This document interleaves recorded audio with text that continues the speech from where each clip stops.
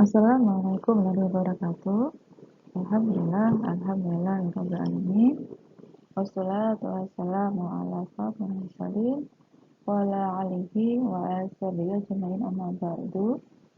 Rabbi shrah li sadri wa yassir li amri wa uqdatan min lisani yafqahu qawli. Amin ya rabbal alamin. Baik, ini merupakan materi yang saya kirimkan melalui online. Jadi untuk mahasiswa maupun bagi teman-teman yang merasa kesulitan dalam mempelajari ilmu kalam atau tertinggal kemarin, ya, mungkin ada mahasiswa yang tertinggal kemarin dalam belajar, maka bisa memanfaatkan kualitas ini, ya, dapat menyimak audio PPT yang saya kirimkan dan saya upload di YouTube kanal saya.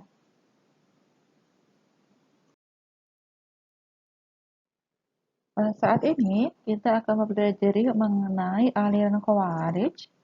Nah, sebelumnya kita akan belajar terlebih dahulu bagaimana sejarah kemunculan dari aliran Khawarij tersebut.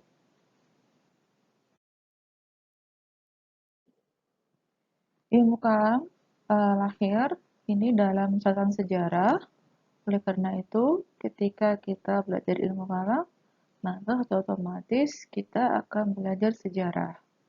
Baik, kita akan membawa terlebih dahulu dalam sejarah peradaban, yaitu sebelum ada Madinah, ya. Baik, sebelum ada Madinah, maka Madinah awalnya namanya ialah Yasrib. Nah, di daerah Yasrib di sini, Yasrib merupakan daerah yang mana suku pertamanya, ya, atau penduduk pertamanya ini sebenarnya ialah anak keturunan dari Nabi Nuh alaihissalam.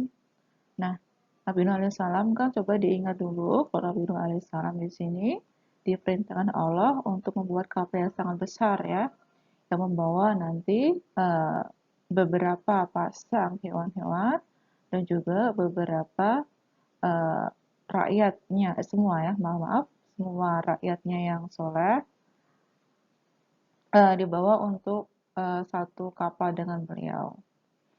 Nah, yang anak keturunan beliau lah ini nanti, yang akan nanti akan tinggal dan menetap di Yasrib. Beberapa lama kemudian nanti akan ada suku pertama yang masuk ke dalam Yasrib di sini, yaitu adalah suku Mamalik. Nah, suku Mamalik di sini ialah suku yang mana ahli di bidang pertanian dan perkebunan. Nah, itulah mengapa kalau kita berbicara mengenai Mekah, maka kita kenal bahwa Mekah merupakan pusat dari perdagangan. Sedangkan kalau Madinah merupakan pusat dari pertanian dan hasil buminya. Nah, ini karena suku Mamalik ini yang mendiami Yasrib itu. Oke. Nah, kemudian baru beberapa tahun kemudian masuklah suku yang kedua, yaitu suku Yahudi yang meminta suwaka, kemudian diberikan tanah, diberikan hak hidup, tinggal nanti di Yasrib. Nah, ini, ya, suatu karakter Yahudi, yaitu ketika mereka menempati satu wilayah, maka mereka akan mengundang kawannya untuk masuk ke dalam wilayah tersebut. Nah, hal ini yang dilakukan pula oleh suku Yahudi yang ada di Yasrib. Jadi, ketika sudah aman di Yasrib, maka suku Yahudi yang ada di Yasrib tersebut, mereka menarik 3 klan besar di Yasrib, yaitu ada suku Yahudi dari Bani Quraiza, Bani Nadir, dan Bani Quraiza. Nah, ya, ini kalau kita ingat juga Madinah, ini 3 suku yang ada di juga Madinah, ya. Kemudian 2 abad kemudian dan waktu yang cukup panjang, masuk lagi suku yang ketiga, yaitu suku dari Yaman. Siapakah dia? Dia adalah suku Aus dan suku Khazraj. Nah, oke. Suku Yahudi tadi merupakan suku yang ahli bidang perdagangan. Begitu juga Aus dan Khazraj di sini juga ahli di bidang perdagangan juga. Nah, ini karakter Yahudi yang kedua. Ia juga ada karakter naluri yang mana dia cenderung untuk tidak suka jika ada orang lain ini berada di atasnya. Nah, jadi ketika Khosroj nanti masuk di Yathrib, jadi mereka ada rasa ketakutan jika mereka nanti kalah dengan Aus dan Khosroj.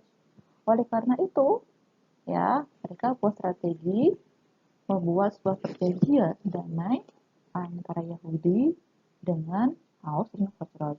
Apa itu perjanjiannya? Nah, dalam perjanjian tersebut mereka bersepakat untuk sama-sama menjaga Yathrib dan membela Yathrib jika mendapat serangan maupun perlawanan dari musuh.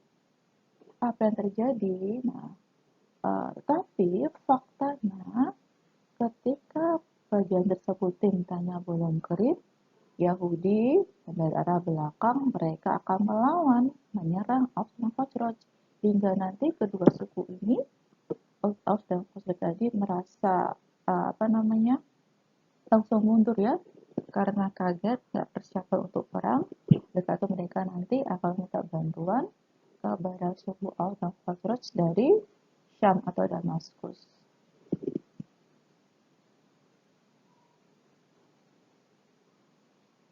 Nah, ketika nanti bantuan datang, Yahudi pun akan kewalahan karena banyaknya suku Aus dan Khosroj yang melawan Yahudi, ya mereka nanti kalah. Nah, ketika kalah ini mereka nanti akan berpikiran lagi ya, seperti yang saya katakan tadi bahwasanya kata Yahudi ialah tidak mau kalah, harus number one seperti itu. Oleh karena itu mereka berpikir bahwa strategi bahwasanya bagaimana situasinya tetap seakan-akan aman seperti itu, tetapi di balik itu mereka tetap menang gitu. Akhirnya dibuatlah nanti sebuah strategi yang mana strategi ini akan digunakan nanti dalam uh, politik Indonesia ya, yang akan dilakukan di Indonesia oleh Belanda, yaitu politik adu domba. Nah, nih.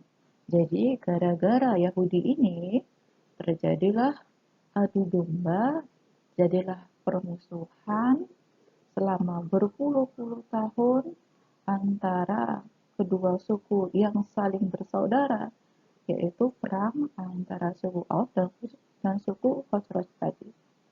Jadi jika ada yang luka oleh salah satu warga dari suku Aus, maka yang Khosroj juga harus ada yang terluka, harus dibayar impas. Nah, begitulah terjadi selama berpuluh-puluh tahun.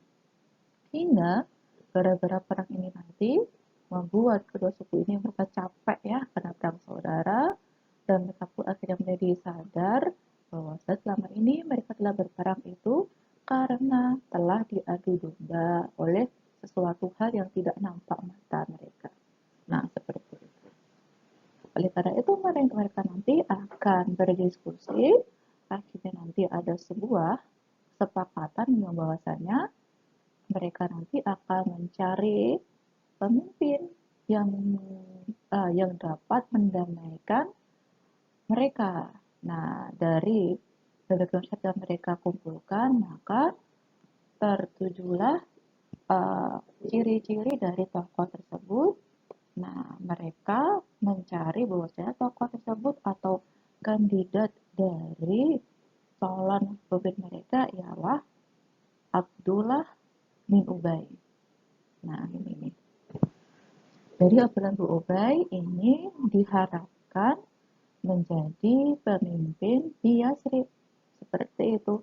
Tapi ternyata takdir Allah berkata lain. Ingat tadi Aus dan Khosroj merupakan ahli dagang. Nah, sebagian masyarakat Aus dan Khosroj tadi ternyata ada yang haji dan dagang juga di Mekah. Qadarullah, orang-orang yang haji dan dagang di Mekah tadi mereka akan bertemu dengan Rasulullah SAW. Nah, itu.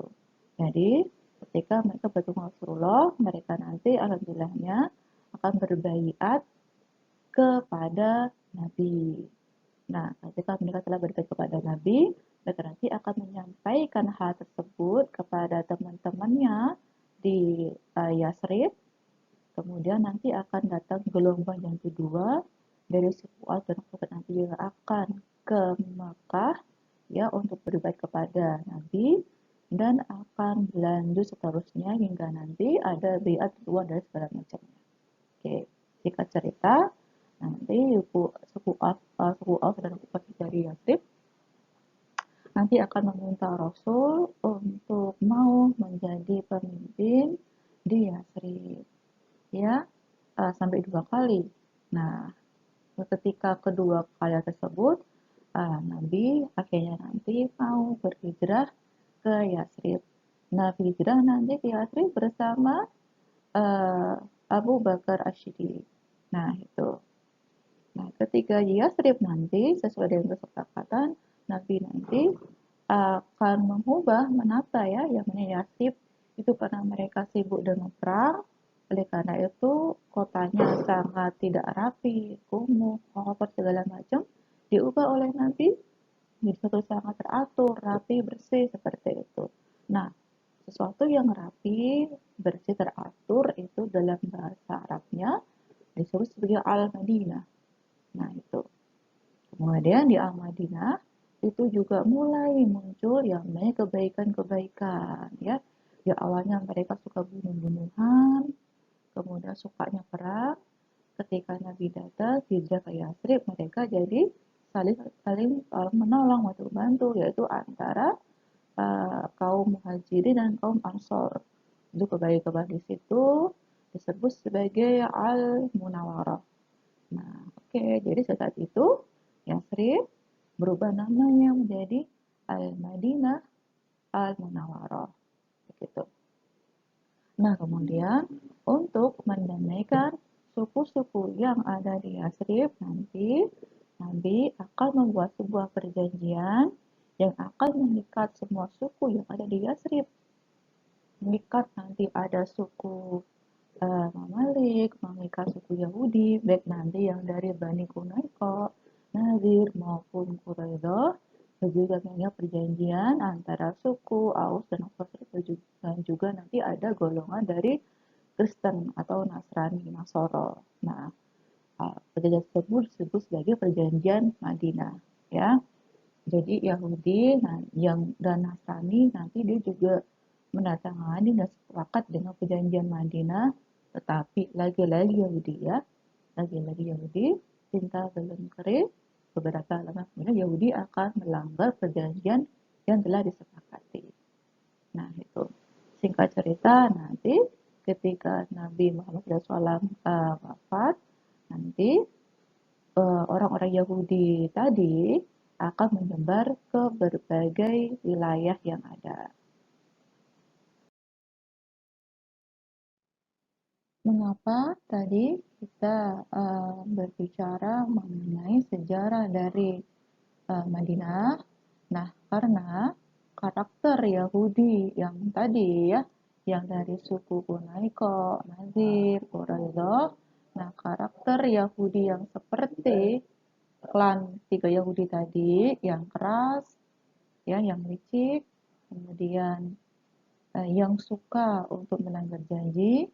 Nah, ini nanti akan diwariskan kepada anak cucunya. Dan satunya ialah terwariskan karakter yang buruk tadi kepada satu orang sosok yang nanti akan menjadi uh, tokoh antagonis ya dalam sejarah peradaban Islam, yaitu Abdullah bin Sabah. Nah, oke. Kita mulai saja. Jadi ketika Muhammad Rasulullah di sini wafat, nanti akan langsung digantikan oleh seorang khalifah dengan sepakat nanti akan langsung membaiat Abu Bakar Ash-Shiddiq.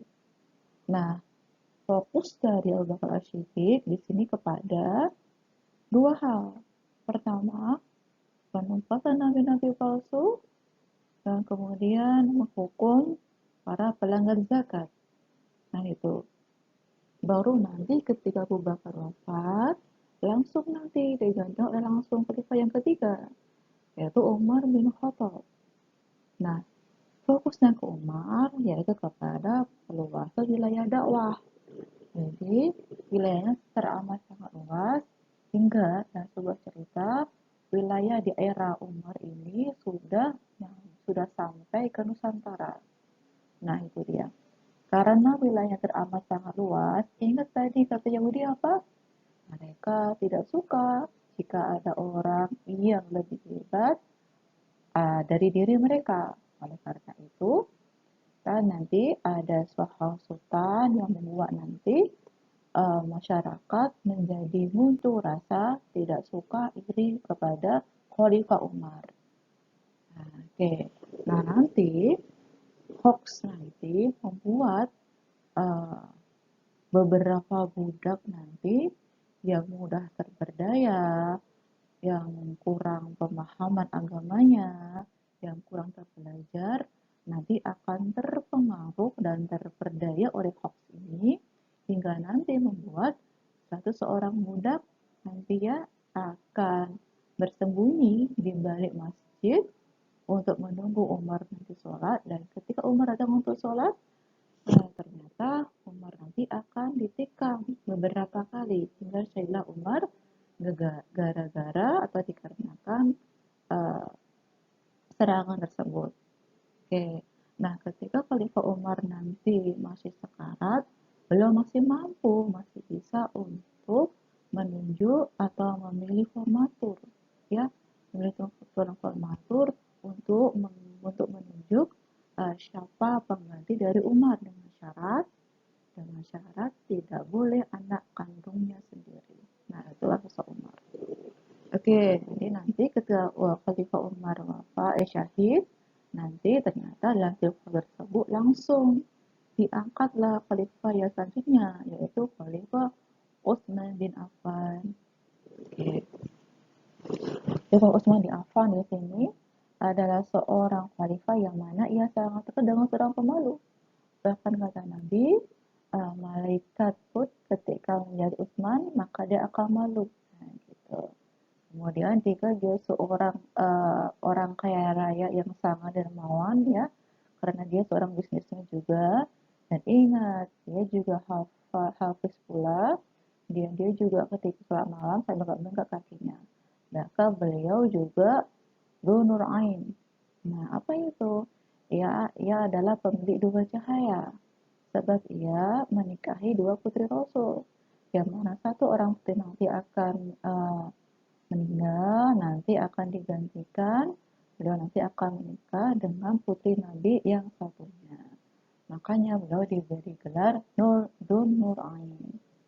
Oke, nah jika Utsman tadi fokusnya kepada peluasan wilayah dakwah, berbeda jika Umar tadi fokusnya kepada peluasan wilayah dakwah.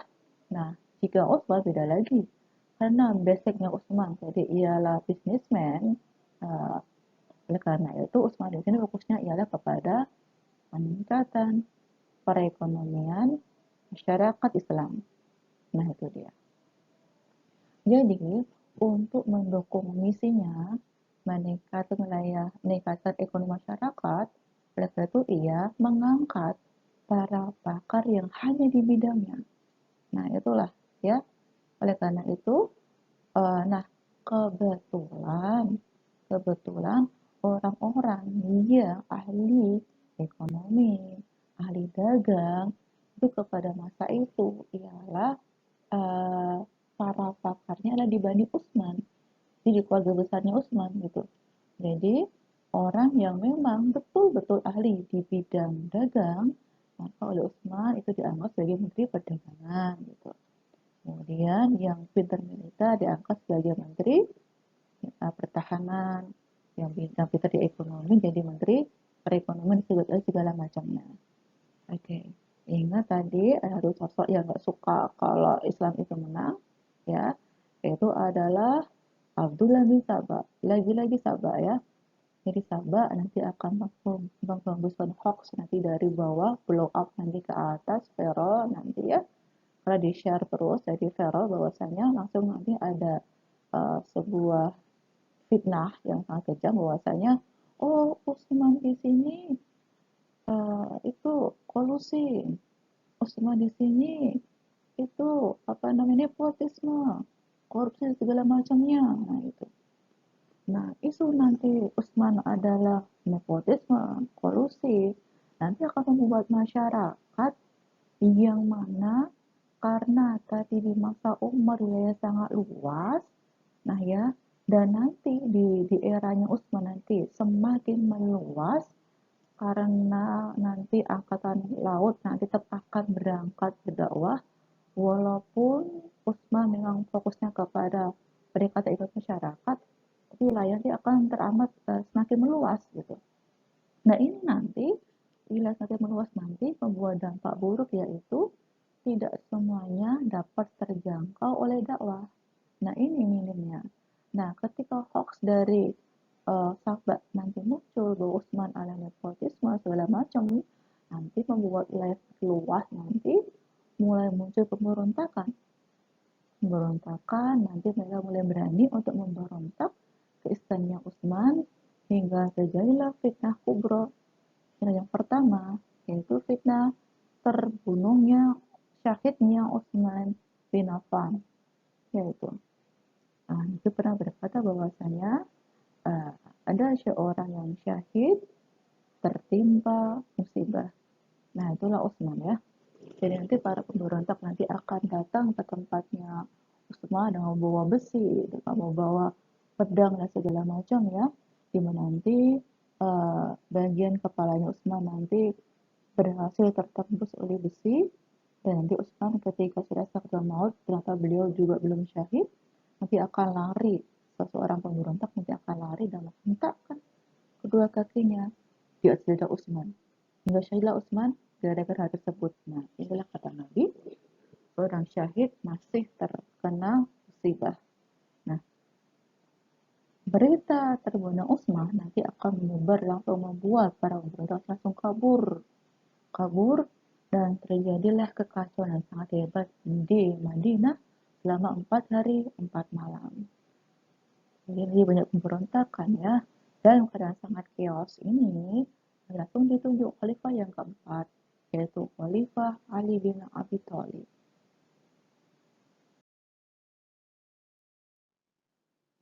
Nah, baru saja Ali diangkat sebagai khalifah, Abdullah bin Sabah lagi-lagi Sabah nanti memulai lagi gerakannya. Ia langsung masuk nanti menyebarkan hoax ya. Nanti masuk ke wilayah para sahabat dari Bani Umayyah, yaitu nanti masuk ke Damaskus Syria, nanti masuk lewat Muawiyah, Amr bin As ya. Ia melemparkan hoax nanti ke mereka. Ali sengaja tidak mau menolong Utsman. Utsman itu cepat meninggal, nanti dapat digantikan oleh Ali. Nah, itu hoaxnya. Nah, ini nanti hoax tersebut nanti membuat muncul pemberontakan, namun semua pemberontakan yang muncul nanti dapat dipadamkan oleh Ali. Nah, ini nanti membuat Sabah jadi nggak suka. Tambah nggak suka lagi karena itu, ia membuat strategi yang kedua, yaitu kalau tadi masuk ke wilayah Bani Umayyah, nah sekarang nih Sabah masuk ke wilayah para sahabat yang terdekat dengan klan Utsman, yaitu ke para sahabat, yaitu ada Sayyidah Aisyah, ada Talha, Zubair tersebut. Nah, lewat para sahabat ini dia mengeluarkan hoax lagi, nanti belum ada di bawah, blow up nanti ke atas, muncul kabar bahwasanya Ali itu memang benar-benar haus dengan kekuasaan gitu. Sampai lupa untuk menghukum kisos orang yang membunuh Utsman bin Affan. Padahal kan penyelesaian kan sangat simpel, sangat mudah. Tinggal dikisos pelakunya, maka selesai. Seperti itu. Nah, ini nanti membuat barisan dari sahabat nanti mulai panas nih gara-gara sahabat. Buat mereka nanti tabayun ya, proses kebenaran. Mereka tabayun jika kebenaran mengirimkan wakilnya untuk menemui Ali. Bertanya nanti kepada Ali, Ali, ini sudah berlalu lama. Mengapa belum bisa juga pelakunya? Begitu apa kata Ali? Dia menjawab bahwasanya sebentar dulu karena ini adalah masa ya, masa pemberontak. Artinya lebih dari satu orang yang berontak dan banyak orang. Oleh karena itu, Ali ini dia persatu dulu siapa ini pelakunya gitu. Kau sudah ketemukan bukti, nah baru nanti akan dikisos. Jadi Ali meminta waktu untuk mencari menyelidiki bukti gitu. Nah, jawaban Ali ini ternyata tidak memuaskan bagi pihak sahabat gitu. Ditambah lagi nanti ada hoax dari sahabat lagi mengatakan kepada sahabatnya bosnya, kalian ini kan sahabat yang mulia, gitu. Ahli surga, uh, istri Nabi, kamu harus bisa memberikan teladan untuk masyarakat gitu. Oleh karena itu, nah nanti ya membuat pesalah perang Onta ya atau perang Jamal tahun 36 Hijriah, karena perang yaitu Aisyah nanti akan mengendarai unta dan pasti itu disebut sebagai perang Jamal. Nah, perang Jamal ini karena sering disalahpahami sejarah ya, bahwasanya perang Jamal ini merupakan perang yang timbul disebabkan oleh perbedaan ijtihad ya. Ulangi lagi bahwasanya perang Jamal jadi karena ada perbedaan ijtihad. Nah, itu dia. Ijtihad ya. Jika betul itu pahalanya 2, jika salah hanya 1. Nah, itu ijtihad. Jadi Ali berijtihad sendiri, begitu juga Ibunda Aisyah. Beliau juga punya ijtihad sendiri. Apa ijtihadnya? Tadi ya. Kalau dari Aisyah di sini maunya ijtihadnya segera kisos itu pelakunya gitu. Karena kami sudah tahu siapa saja pelakunya, segera kisos gitu. Tapi kalau Ali tidak, Ali meminta waktu baru nanti untuk mengumpulkan bukti. Kalau bukti ada, nanti dikisos. Nah itu aja. Nah, jadi mereka berperang karena perbedaan ijtihad. Dan satu hal yang sering dilupakan dan sering tidak tercatat dalam sejarah bahwasanya ketika nanti ya kubu dari Aisyah berhadapan dengan kubu dari Ali, mereka berhadapan ya, mereka nanti akan berdialog bahwasanya kurang lebih seperti ini. Tolong ya, kalau kita berperang itu bukan karena kita saling memusuhi, bukan karena kita musuhan, tapi untuk menegakkan apa yang kita pahami, ijtihad kita masing-masing. Jangan saling melukai. Nah ini poin catat ini, digarisbawahi. Jangan saling melukai. Jika terpaksa melukai, cukup untanya saja yang dilukai, jangan manusianya. Nah ini perang Jamal unik ya. Perang tapi tidak ada yang luka. Nah jadi di perang Jamal sebenarnya nggak ada perang, nggak ada perang gitu. Jadi antara kubu Ali dan kubu Aisyah di sini mereka sama-sama tidak ada yang mau memulai peperangan. Mereka hanya saling diam dan saling tunggu saja. Dan itu berlangsung sekian lama. Nah, kemudian kok ada yang syahid? Gimana ceritanya? Nah, perang Jamal yang adem ayam yang gak ada perang mereka saling tunggu ini tiba-tiba lagi Sabah ya bilang di Sabah nanti akan masuk bersama pasukannya membuat kacau itu nanti perang Jamal. Jadi ini ya perang Jamal yang adem ayam tadi, yang mana barisan Ali dan barisan dari Aisyah tadi nggak mau perang, sama-sama saling tunggu untuk siapa yang mau mulai perang. Nah, tiba-tiba kacau balau ini karena Abdullah bin Sabah dan pasukannya nanti akan membuat kacau perang Jamal hingga nanti syahidlah Tolha, Zubair. Kemudian syahidlah nanti sekitar 6.000 sampai 4.000 pasukan di perang Jamal perang Jamal nanti akan syahid di tangan uh, pasukan dari Abdullah bin Sabah. Oke. Nah, ketika nanti perang sudah usai, sudah kondusif, nanti Khalifah Ali akan duduk bareng dengan Aisyah. Mereka akan duduk bareng dan Ali nanti akan menyampaikan kepada Aisyah bagaimana situasi dan kondisi yang sebenarnya terjadi. Bahwa ternyata selama ini mereka ini ada perbedaan pendapat ini karena ada yang memprovokasi sehingga mereka saling salah paham, bahkan muncul perang. Oleh karena itu, mereka sepakat untuk mengkonsolidasi pemerintahan Ali.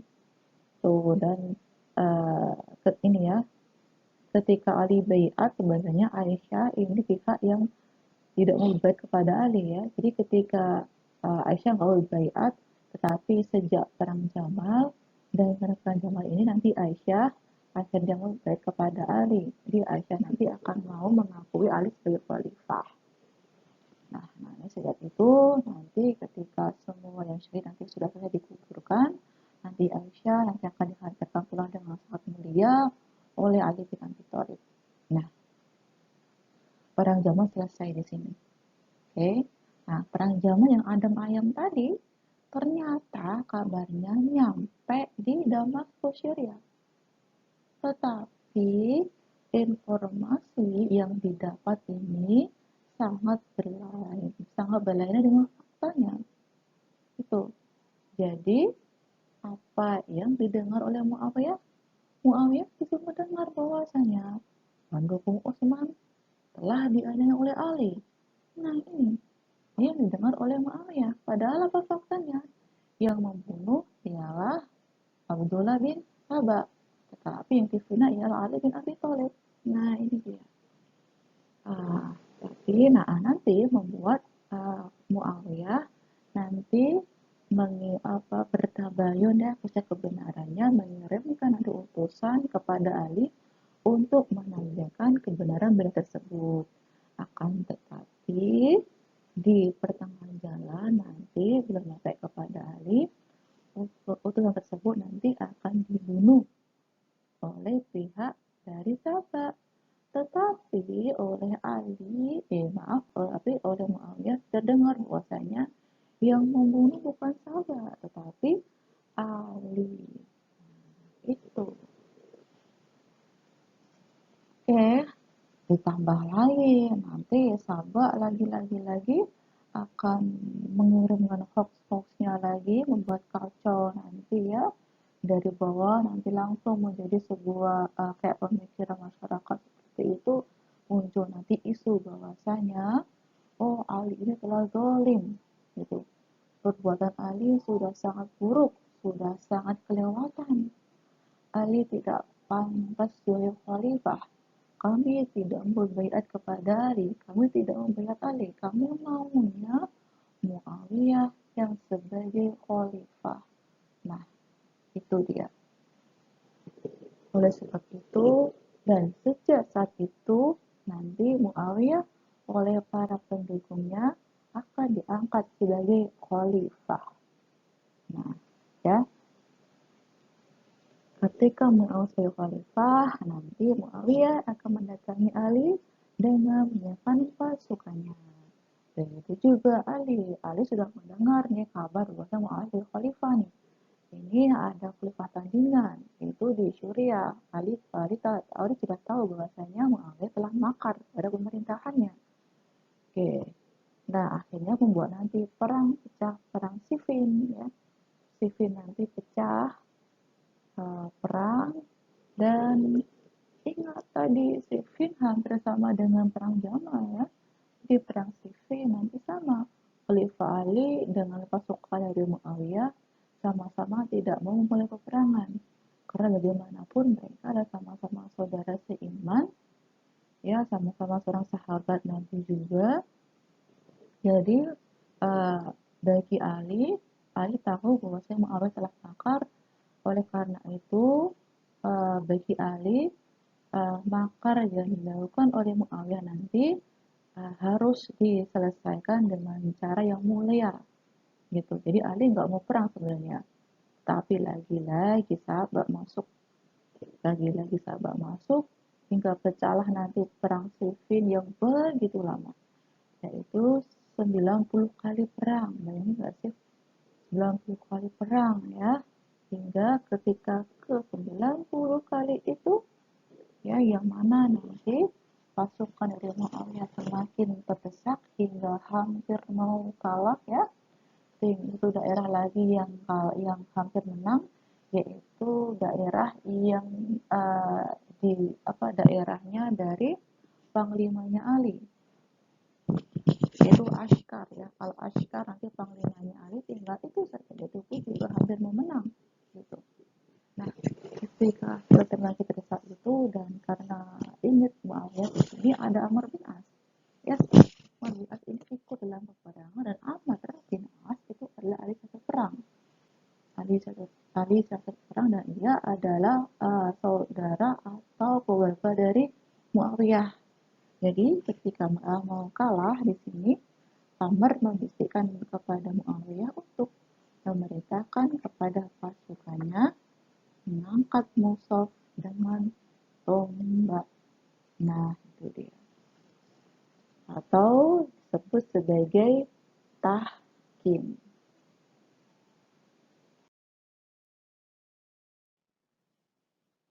Nah, untuk tahkim sendiri sebenarnya Khalifah Ali ini nggak mau atau menolak tahkim. Kenapa? Karena Khalifah Ali sudah tahu bahwasanya ini cuma siasat perang dari Amr bin As. Tuh.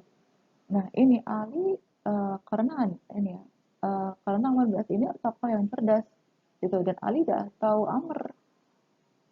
Ali tahu bagaimana karakter dari Amr bin As ini. Ali sudah tahu. Karena itu Ali tidak mau menerima tahkim.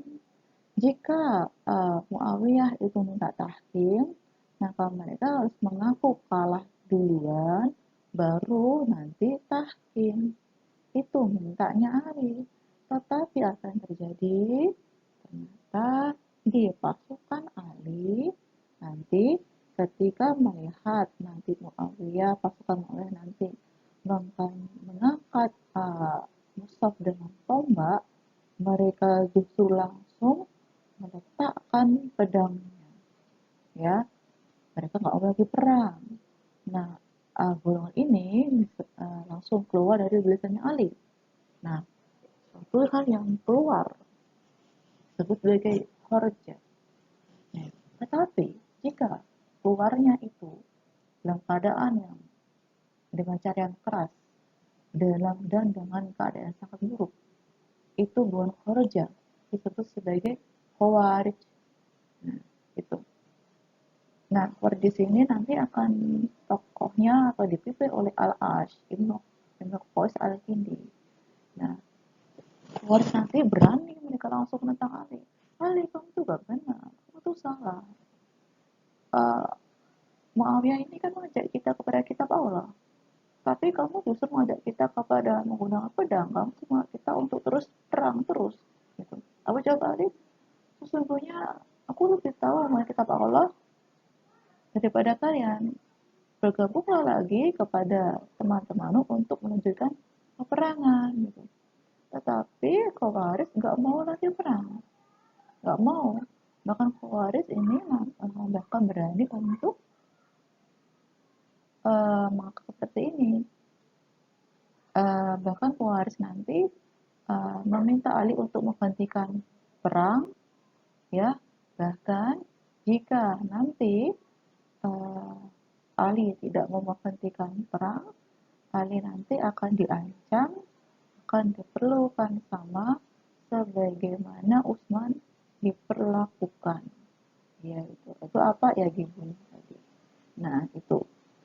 Nah, nanti membuat nanti Ali mengirimkan utusannya nanti yang bernama Yazid ibnu Hani kepada panglimanya Ali yang tadi tinggal daerah dari Al-Ashkar tadi, yang kurang, yang tinggal daerah itu saja. Kalau Ashkar nanti menang, maka Ali menang gitu. Nah, Yazid nanti bicara kepada Ashkar untuk meminta Ashkar menghentikan peperangan dan kembali ke medan pertempuran Ali itu. Ashkar nanti diberitahu oleh utusan dari Ali bahwasanya jika terus perang nanti Ali akan diserahkan secara paksa ya kepada Muawiyah untuk disiksa, untuk dihukum, atau nanti Ali akan diperlukan sama seperti Utsman itu dilakukan. Nah, oke. Jadi begitulah ceritanya bagaimana Khawarij nanti mendapatkan keinginan mereka yaitu dengan memaksa dan mengancam ya. Uh, Baru nanti ketika Ali bersedia menjadi tahkim, nanti pemimpin dari Khawarij nanti lucunya itu aneh dan lucu ya.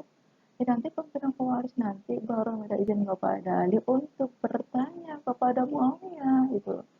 Muawiyah apa sih maksud dari kalian mengangkat Musab dengan tombak itu? Gitu. Kan aneh ya, lucu sekali. Tadi tadi mereka berani mengancam Ali, kemudian dia juga merintah Ali juga menghentikan tahkim. Padahal mereka kalau tahkim itu apa gitu. Belum setujui, baru mereka bertanya apa itu tahkim. Saja oleh Muawiyah, tahkim ialah kita akan bersama-sama uh, kembali kepada perintah Allah uh, sesuai dengan apa dalam kitab Allah. Kemudian pihak Muawiyah nanti akan mengirimkan utusan, pihak Ali juga akan mengirimkan utusan itu agar nanti kita akan sama-sama mengambil juga kesepakatan berdasarkan kitab Allah. Nah, itu dia. Ya, jadi tahkim sudah disetujui, nanti tempat campur juga sudah disetujui, yaitu tahkim nanti akan diselenggarakan di Daumatul Jandal pada 37 Hijriah. Jika tadi ya untuk tempat dan waktu tahkim sudah disetujui, nah sekarang mereka berbicara mengenai siapa wakil dari tahkim, baik dari pihak Muawiyah maupun pihak dari Ali. Nah, di sini lagi-lagi terjadi drama di sini. Nah, pihak Muawiyah nanti akan solid ya dari awal sampai akhir. Tidak akan solid bahwa mereka nanti akan mengangkat seorang ahli perang, ahli siasat perang, itu juga dari keluarganya Muawiyah yang bernama Amr bin As. Nah, hal yang sama diajukan oleh Ali. Ali juga mengajukan Abdullah ibnu Abbas karena Abbas di sini juga Ali saya perang dan ia juga saudara dari Ali. Tetapi hal itu ditolak oleh Khawarij gitu. Dan nanti ketika Ali mengajukan nama yang kedua yaitu Al-Ashkar lagi-lagi ditolak. Mengapa?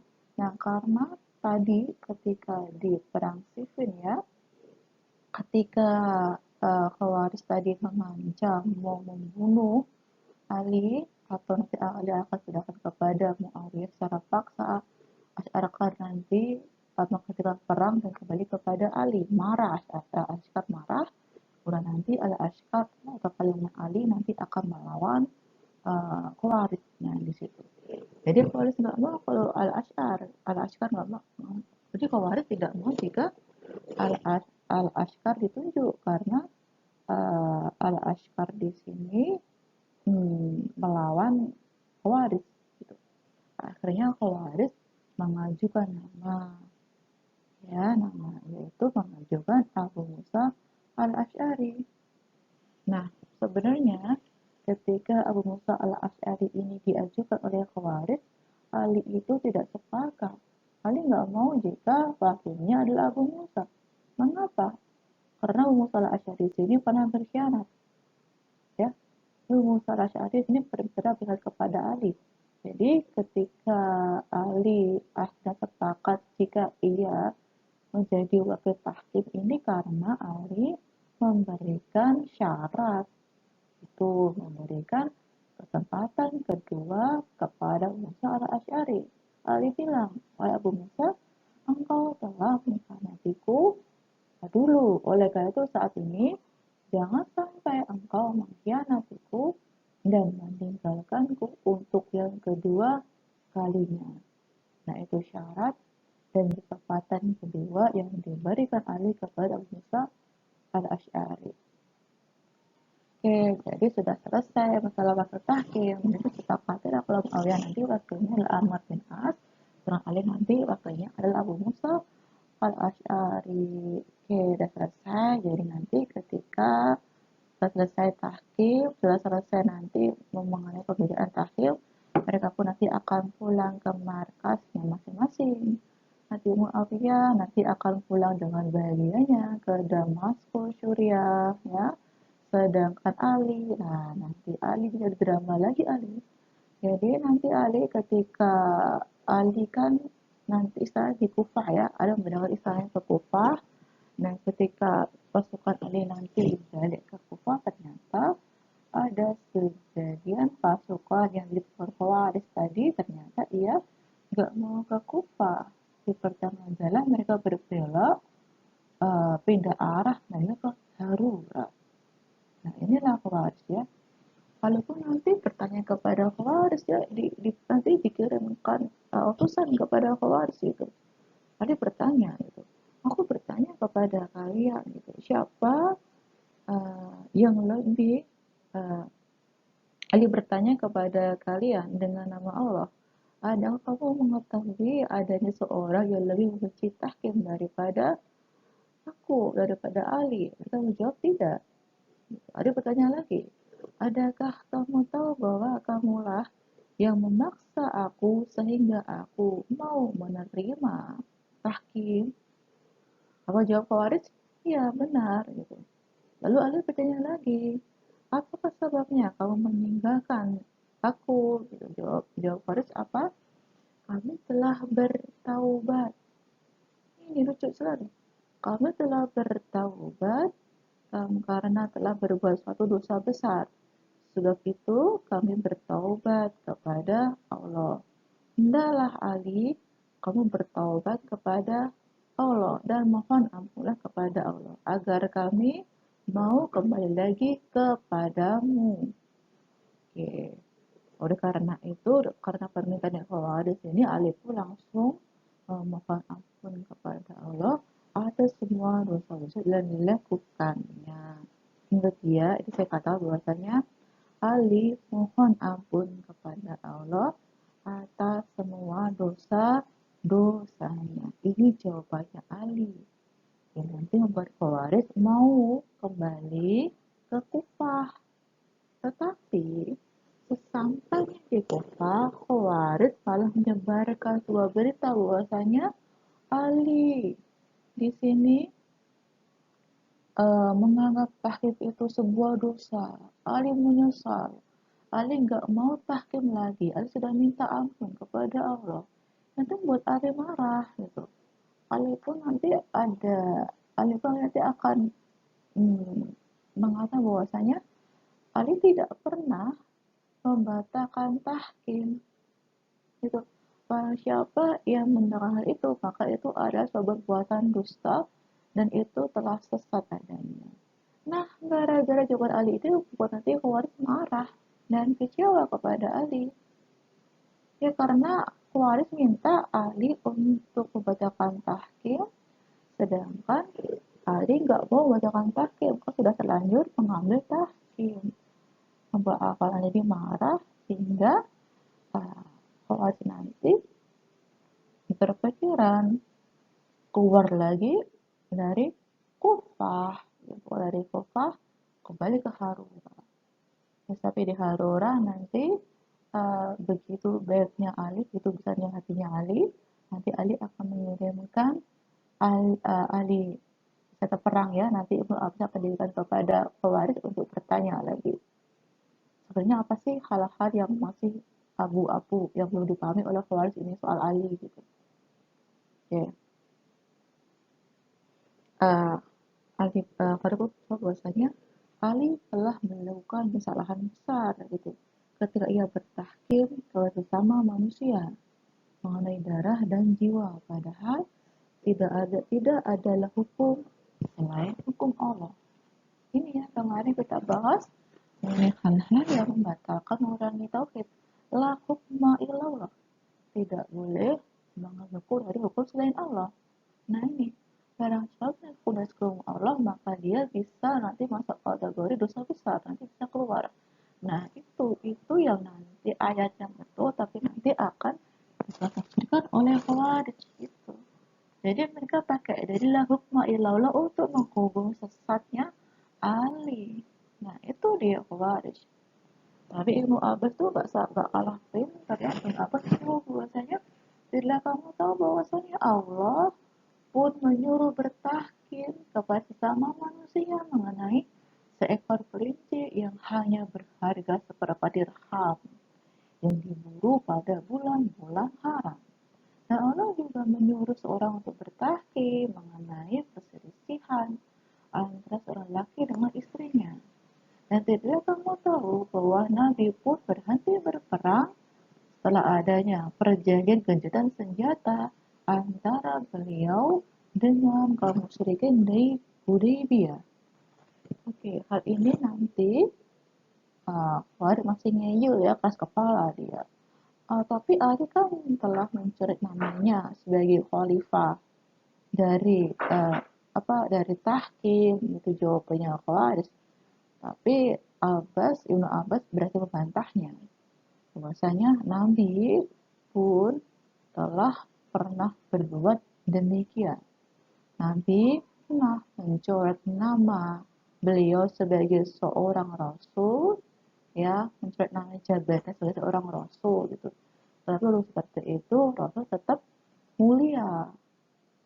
Jadi ketika ada Hudaybiyah, Rasulullah SAW tidak mencatatkan sebagai nama Rasul, tapi sebagai nama Muhammad di situ.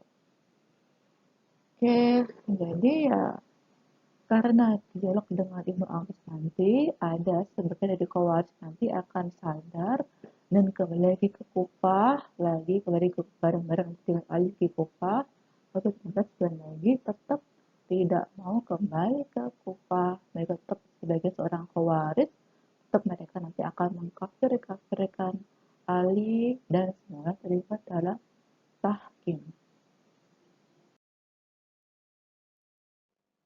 Ketika hari yang ditentukan sudah datang, maka dengan kesepakatan nanti Khalifah Ali akan wakil ya, wakil dari Khalifah Ali yaitu Abu Musa al-Asy'ari akan berangkat ke Jaumatul Jandal. Begitu juga nanti pihak Muawiyah akan mengirimkan wakilnya yaitu Umar bin Khattab akan berangkat. Mereka pun akan saling bertemu. Nah ini ya, ingat tadi bahwasanya Amr bin As adalah ahli siasat perang, ya. Sedangkan Al Asy'ari di sini orang biasa. Nah, apalagi Abu Musa adalah umurnya lebih muda daripada Amr bin As. Nah, ini nanti akan menjadi bahan bagi Amr, ini dia mensiasati Abu Musa al-Asy'ari. Jadi di tahqiq nanti kedua wakil ini nanti sudah kesepakatan mereka akan sama-sama mengumumkan mengenai kemunduran dari masing-masing khalifah. Mereka akan bermusyawarah mufakat untuk menentukan khalifah yang baru, khalifah yang tunggal. Nah itu kesepakatannya. Dan karena Musa ini bisa lebih muda, oleh karena itu Abu Musa maju terlebih dahulu menghormati Amr bin As, ya. Sudah kesepakatan, ada Abu Musa al-Asy'ari akan maju di podium dan mengumumkan bahwasanya mulai detik ini saya sebagai wakil dari Ali nanti mengumumkan bahwasanya Ali mundur dari kekuasaan sebagai khalifah. Nah, baru Abu Musa turun langsung naik Amr bin As yang harusnya mengumumkan mengumumkan mengenai kemunduran Muawiyah, justru ketika Amr bin As maju, ia mengumumkan mengenai mulai detik ini, sejak kali ini Khalifah Muawiyah merupakan khalifah tunggal. Nah, itu dia. Jadi ya Hakim membuat pihak Ali kalah strategi, ya kalah dengan cara dicurangi. Hal ini nanti yang membuat kabar kekalahan Ali di tahkim nanti membuat golongan Khawarij semakin benci, semakin emosi, hingga Khawarij nanti langsung membuat ini adalah orang-orang yang akan dibunuh karena mereka telah mengambil keputusan Allah gitu. Apa slogannya? Slogan Khawarij adalah hukumah ilallah, hukumah ilallah itu slogannya. Jadi nanti mereka ketika nanti Ali buat pidato di Kufah, mereka selalu bilang Allah hukumah ilallah. Gitu nanti Muawiyah berpidato nanti di Damaskus Suriah, mereka teriak-teriak nanti di lapangan Allah hukumah ilallah, buat kacau nanti keadaan di lapangan. Nah itu dia, nggak boleh berluputkan hukum Allah. Barang siapa berluput hukum Allah maka ia telah kafir dengan darahnya. Itu nanti buat mereka menjadi berani untuk mengadakan pembunuhan kepada orang-orang terlibat dalam tahkim, yaitu Ali bin Abi Thalib, Muawiyah, Abu Musa Asy'ari dan apa namanya Muawiyah tadi. Nah, dari keempat target ini qadarullah nanti yang berhasil syahid kemudian dibunuh, dan syahid itu hanya Ali bin Abi Thalib ketika beliau sholat subuh. Nah, demikianlah tadi mengenai sejarah kemunculan dari Khawarij. Nah, sekarang bagaimana itu ideologi orang Khawarij ya? Yang pertama, kalau dalam konsep dosa, Khawarij di sini tidak mengenal dosa kecil. Mereka hanya tahu dosa besar. Jadi, seperti tidak berjilbab, berbohong, itu dosanya besar, kadang kecil-kecil gak ada itu. Dosa besar semuanya. Kemudian apalagi politik, keagamaan. Nah, Khawarij di sini disinyalir ia berwatak sangat keras, kemudian sembrono, nggak berpikiran panjang gitu. Bagaimana rugi untungnya, mereka berpikir. Nah, disinyalir orang-orang Khawarij ini muncul dari suku dari suku Baduy, ya dari suku Baduy. Kalau suku Baduy ini kan suku Arab yang mana ia nomaden, ya pengembara, gak punya rumah, langit sebagai atapnya, bumi sebagai pijakannya. Nah itulah Baduy. Jadi berataskan langit, kalau tadi hujan, kalau panas kepanasan, nggak punya rumah. Jadi buat mereka tuh berkarakter keras, suaranya lantang, ya. Kemudian mohon maaf kurang berpendidikan, dan ketika Baduy nanti masuk ke dalam Islam, mereka kurang berpendidikan tadi, mereka jadi kurang paham agamanya. Nah disinyalir orang Khawarij ini adalah muncul dari kelompok suku Baduy yang masuk ke Islam.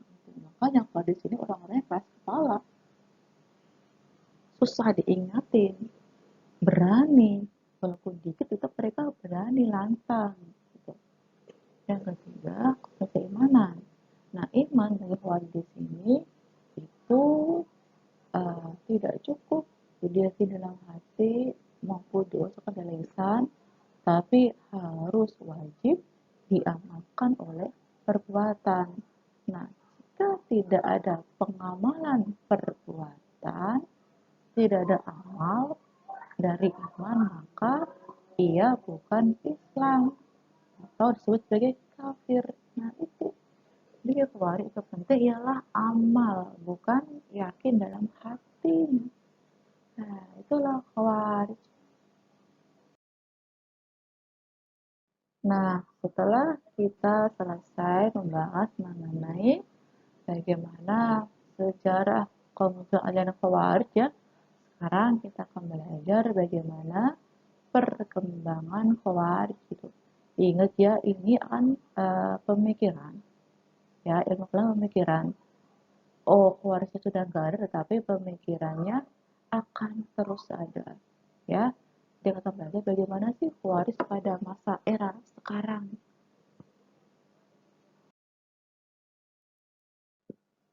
Salah satu tanda kiamat kecil yaitu nanti akan muncul banyak fitnah yang akan menghantam umatnya Nabi Muhammad dari berbagai macam sisi. Satunya ialah fitnah dari Khawarij di sini. Khawarij itu apa sih Khawarij? Khawarij ialah orang Islam ya, yang semangat ibadah sangat luar biasa. Ia meletakkan loyalitas dalam kelompok dan golongannya, serta suka mengkafirkan, mudah menyesatkan. Ini Khawarij. Dikit-dikit kafir, dikit-dikit sesat, dikit-dikit sesat. Ya pakai jilbab kafir, perempuan yang pakai celana ini kafir. Ya, lepas sholat ini kafir, sesat segala macamnya. Nah, kayak begitu. Kemudian, jika dari segi penampilan, Khawarij itu dibedakan dengan kaum muslim pada umumnya. Mengapa? Karena mereka itu mahir dalam mengutuk ayat-ayat, mahir dalam mengutuk hadis-hadis yang sahih dalam kajiannya. Susah ya, hampir nyaris nanti susah dibedakan nanti. Sama pun juga akan mengutip buku-buku dari ulama salaf, kata fikih gitu. Tetapi ini ciri khasnya ialah mereka pasti akan menggiring dan mengajak jamaahnya untuk mengkafirkan sesama muslim. Nah ini. Kemudian apa ciri-ciri Khawarij di era sekarang ini? Yang pertama, mudah menyesatkan, mudah mengkafirkan kaum muslim. Nih, hati-hati di sini ya. Sudah mengkafirkan, mudah mengkafirkan orang Islam. Jadi jika ada orang Islam ya yang berbohong, langsung hukum kafir, dosa besar gitu. Jika ada muslimah ini, aku yang muslimah kok belum pakai hijab, oh dia ini sesat kafir ini. Nah, gitu. Jadi yang kemarin mungkin ada yang pernah masuk ke zina, wah ini kafir, nggak ada taubat ini, nggak mungkin ada taubat ini, taubat tertutup, enggak ya, semuanya sudah dosa besar semuanya gitu. Nah, yang kedua, keluar dari pemerintah yang sah yang dipimpin orang Islam. Nah, ini Khawarij di sini. Jadi pemerintahan kita di Indonesia di sini dipimpin oleh presiden wakil orang Islam. Nah, mereka tidak mau mengapa? Ya, tadi kita bahas di depan bahwasanya kalau di sini loyal bukan pada pemerintah, tapi kalau di sini loyal kepada golongannya. Ya, Khawarij loyal kepada golongannya, karena itu mereka hanya mengakui golongannya, apa dari golongan mereka taati, bukan dari pemerintah. Nah, itu. Jadi, apa itu pemerintah Indonesia ya, yang tiap hari Senin di institusi pemerintah, di sekolah-sekolahan pemerintah, itu ada upacara bendera. Ya. Upacara bendera itu bagi orang Khawarij itu bid'ah itu. Bid'ah dolalah. Kafir sesat itu pelakunya itu. Kenapa? Karena orang-orang itu pada menghormati bendera benda mati. Ya. Karena kita orang Islam ini kan harusnya taat kepada Allah, bukan menghormati bendera. Nah, itu logika dari Fethullah Khawarij. Oleh karena itu bagi mereka orang yang upacara ini dia telah bid'ah. Mereka telah menghormati barang togut. Bendera itu togut. Kemudian mereka nggak mau upacara, nggak mau hormat bendera, nggak mau, karena itu buatan yang togut, sesat itu. Kemudian yang ketiga apa? Muslim yang tidak sepemahaman dengan mereka halal darahnya. Nah, ini. Jadi kalau uh, muslim yang nggak sepemahaman ya halal darahnya. Jadi ya suatu hal harus dikembalikan kepada hukum syariat. Contohnya kalau orang zina yang harusnya dirajam, harus dirajam, bukan dipidana. Begitu juga orang mencuri harusnya dikisos, bukan dipidana. Nah itu, jadi karena ini sudah melanggar syariat, melanggar hukum Allah, memakai hukum manusia, nggak pakai hukum Allah, nggak pakai Yesus seperti aja. Oleh karena itu pelakunya di sini telah kafir. Halangi darahnya. Mereka tuh nanti muncul nanti teroris. Ada nanti yang suka ngebom polisi, ya, membawa bom pengantin, nanti dia akan lari, membawa bom yang udah meledakkan bom bunuh diri. Nah, itu mereka pikir itu jalan ke jannah, padahal jalan ke neraka jahanam.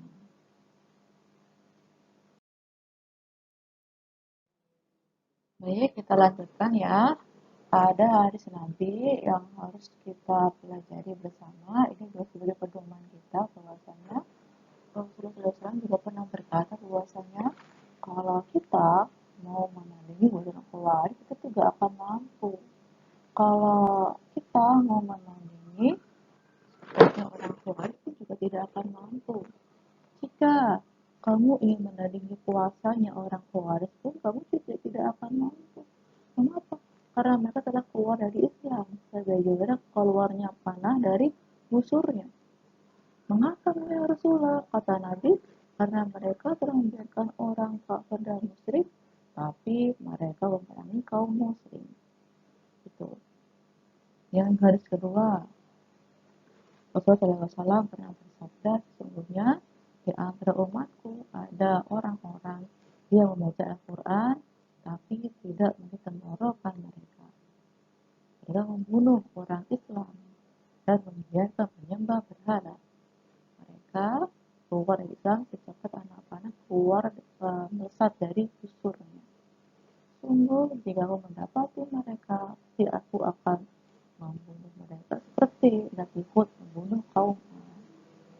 Hadis yang ketiga ya, akan muncul setelah manusia dari arah timur yang membaca Al-Quran, tapi tidak mengerti tenggorokan mereka. Tiap kali generasi mereka putus akan muncul generasi berikutnya, hingga generasi akhir mereka nanti akan bersama Dajjal. Nah, Khawarij nanti yang akan menjadi pasukan Dajjal ini Khawarij ya. Jadi Khawarij ini tidak akan pernah habis, tidak akan pernah mati. Inilah Khawarij.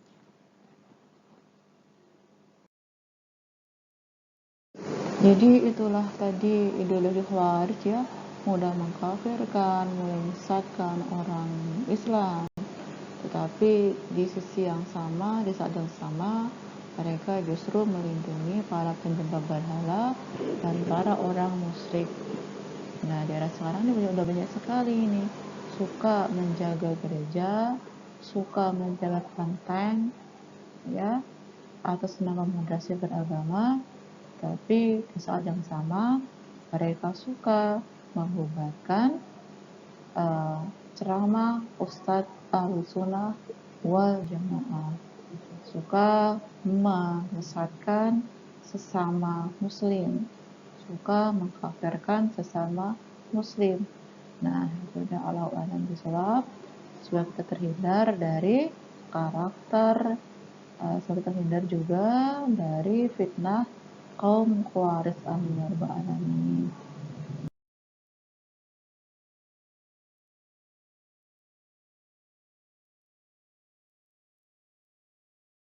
Demikianlah materi yang bisa saya sampaikan. Semoga bermanfaat di dunia wal akhirat. Membantu kepada seluruh orang yang membutuhkan. Bagi siapa saja yang membutuhkan, silakan men-share link ini, saya persilahkan. Ya, demikian. Terima kasih. Alhamdulillahirrahmanirrahim. Astagfirullahaladzim.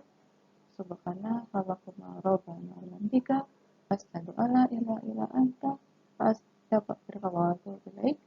Assalamualaikum warahmatullahi wabarakatuh.